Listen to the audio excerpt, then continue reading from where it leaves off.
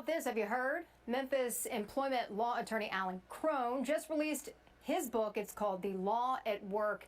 And we have a treat for you today because he's joining us here at the Action News 5 digital desk. If I can get him up here real quick. Alan, there you are. I'm glad to have you on to talk more about this. How you doing this morning? Doing great. Thanks for having me on. Yeah, I'm glad to be talking with you. This is super exciting for you, I know, coming out with this book. And so could you kind of tell us a little bit of insight, what led you to write this book, for starters, and then what it's about? Well, I wrote the book because I wanted people to be able to understand complex employment laws in a easy to understand format. So I went through a lot of the basic concepts, and it's a way that folks can read it and get an idea about what their next steps should be. Good stuff. And so let's talk a little bit more about some of the common workplace conflicts that people deal with. Well, there are all kinds of conflicts that arise at work. Some are illegal, some are just frustrating and difficult to deal with. And that's one of the things that I talk about in the book is how to recognize the difference when you should go see a lawyer, or maybe when you should go to your HR department, or sometimes even go to a therapist to kind of understand the psychological dimension that's going on. Employment at will is the doctrine that says you can be fired at any time for any reason. And so there are exceptions to that, but they're pretty narrow exceptions. And, your employment relationship is one of the most important relationships that you have. And you need to know how to deal with conflicts as they come up in the workplace. We have thousands of people that watch us here on our digital live stream. If they're saying, hey, I'm dealing with one of those issues that you're talking about, what is the first step that they should take? Well, the first thing they should do if they're having an issue at work is to try to resolve it internally if they can. Now, it's very important to figure out exactly what's going on. Are they having a problem because it's a personality conflict? Is it maybe a difference of how the work should be done? Or is there something more insidious going on? In other words, is someone discriminating against them or harassing them because of a category that they're in? In other words, are they discriminating against them or harassing them because of their sex or their race or religion or that sort of thing? If you really think that's going on, that's very, very serious. And so you may want to talk to an employment lawyer, or you want to go to your HR and you want to be very, very specific about what you think is going on. In other words, if you think someone is discriminating against you or harassing you because you're a woman or because you're Black or because you're not from this country, you need to tell HR that very, very specifically. A lot of people I have found kind of dance around that.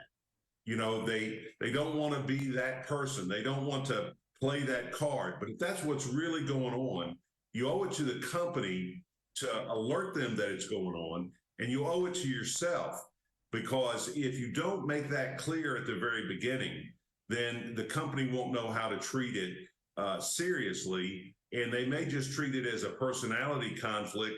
And in that situation, neither you nor the other person have any rights. So I think that's the first thing, is naming what you've got going on, and don't be timid about it. The only way the company can correct it is if you go to them and tell them what's going on. And I think one big thing too is having documentation.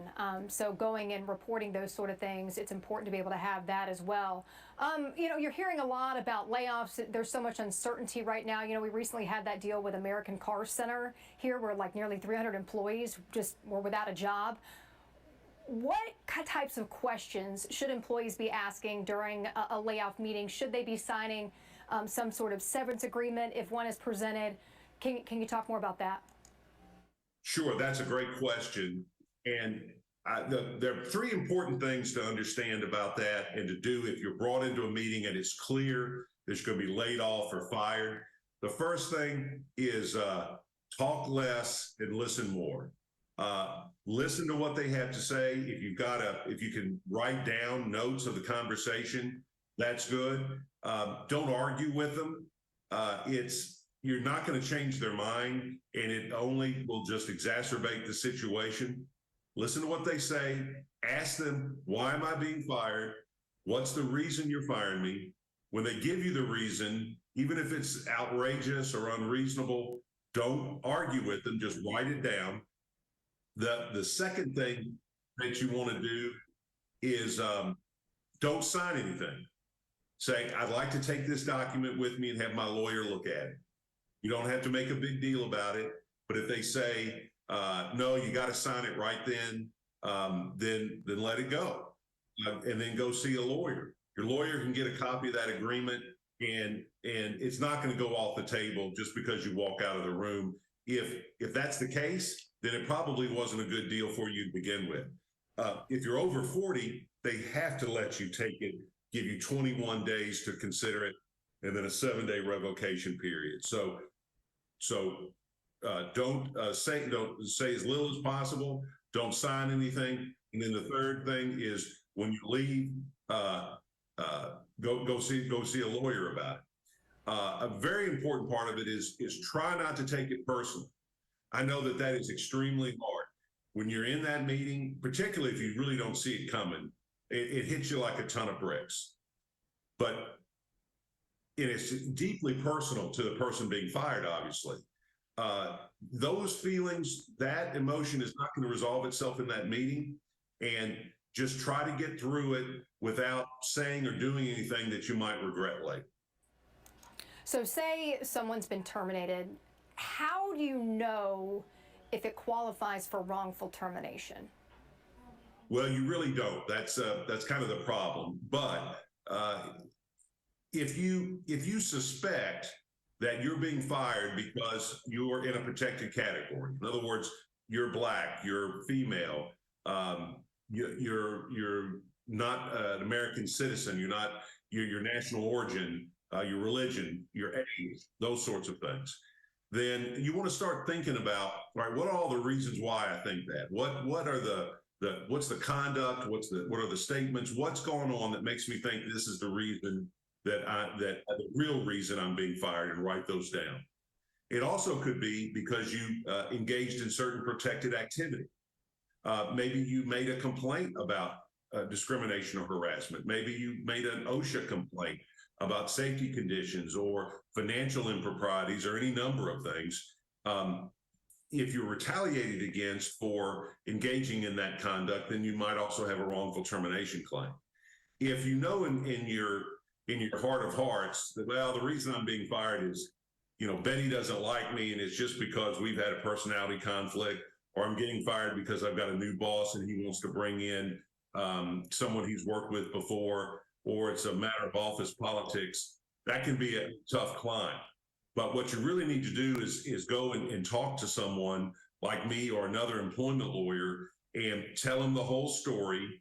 And that lawyer can then help you determine whether or not you've got a wrongful termination or it's just an unfortunate termination.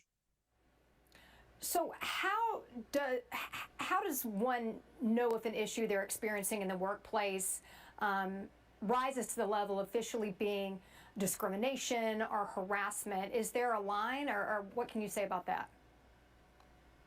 I'm sorry, repeat that. When you talk about someone dealing with an issue in the workplace, how do you know it rises to the level of making it an official type of harassment or discrimination? How do you know? Is there kind of a line that's drawn to be able to figure that out? Well, I think the first line is if the conduct or treatment is making it difficult for you to do your job, it's impairing your ability to work, or you've been demoted or you've been transferred and you feel like it's wrong, then you need to go and go to HR or go to your boss and make a record of it. It's very difficult to do because people are concerned about retaliation. They say, well, if I complain, I'm going to lose my job. And I always say, yeah, you have a claim for wrongful termination, perhaps at that point. But most people would rather have a bad job than a great lawsuit, because the former puts food on the table today. And so a lot of people are very intimidated by it.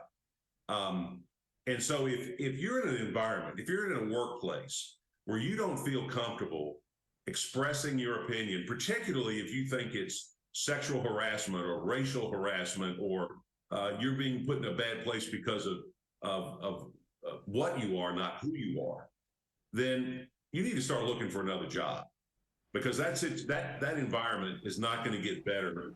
And the best thing you can do is separate yourself from that. I call it employment inertia. People will put up with terrible conditions like that because they fear change. And oftentimes the best thing that at the end of the day, sometimes the best thing an employer like that can do to you is fire you and free you up to go pursue some happiness somewhere else. So, I think it's your question is, how do you know? The problem is you don't know. And I think if you've got a good relationship with a supervisor or a coworker or an HR person, go talk to them. But when you talk to the company officially, either confirm it in an email or do it in an email so that you've got a written record of it.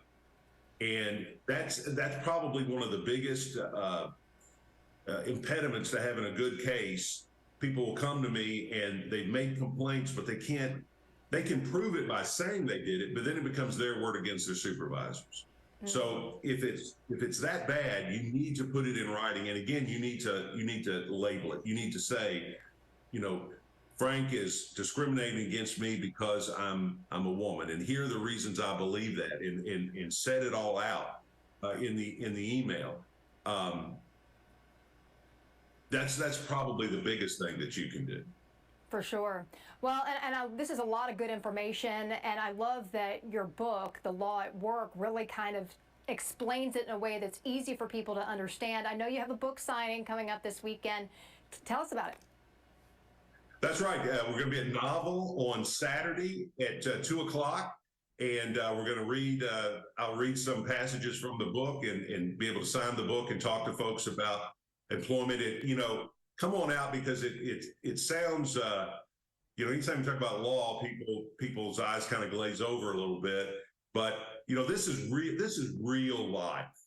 There are lots of things in the law that may be boring and may not have applicability to people's ordinary lives, but people have problems at work every single day. It's maybe small problems, but those small problems can get big. So it's a good opportunity for folks, and I'd love to see everybody at Novel, 2 o'clock on Saturday.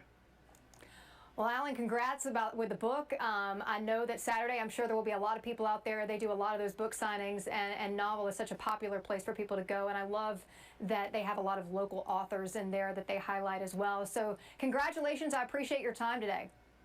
Thank you very much. Thanks for having me on, and have a great day.